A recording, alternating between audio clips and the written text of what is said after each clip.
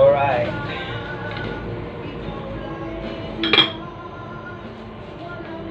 Luluto po tayo ngayon guys. Munggo. Ito po yung pansahog ng munggo.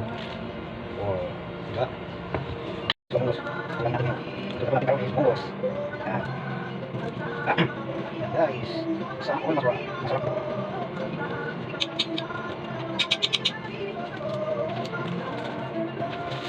Yung ulat, ulat, uyok. Ulat, uyok. Yan guys, sinabrak yung munggo, malambot na. Okay, yan. Yan o, makasarap yan. Alright, ibisan tayo. Ang magagawa guys. Yan, ulit na. Yan natin yung munggo.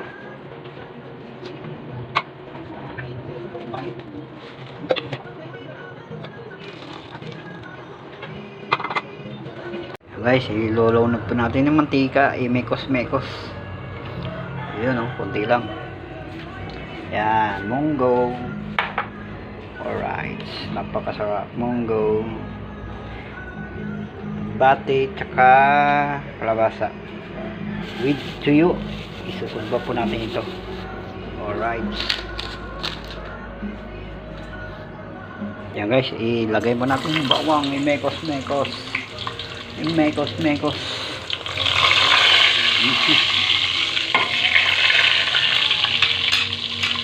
Sibuyas. Sama natin mekos-mekos. Yung lutong pabilisan.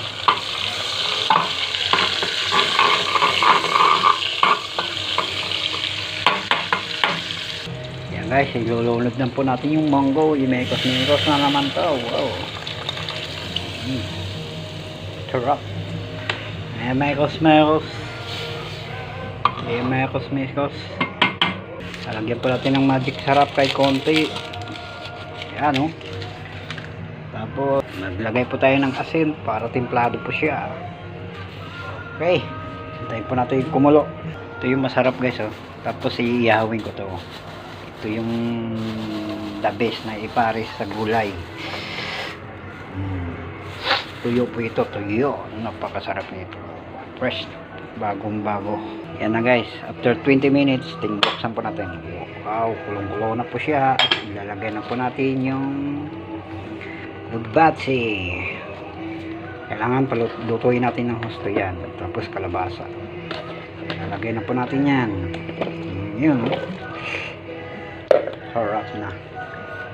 Yan ang lutong simple. Pero napakasarap. Antayin na po natin mga 30 minutes ulit para maluto lahat ang lugbate. Alright. Yan guys, buksan na po natin after 30 minutes. Ayun. Okay lang, okay. Tikman po natin. Napakasarap ba? Saan po lasa. Alright, hanggang dito muna tayo guys, and God bless you all. At dito na tayong lulutuin naman isa, yung pampagana sa kain. Yan. Okay, bye bye, see you next vlog.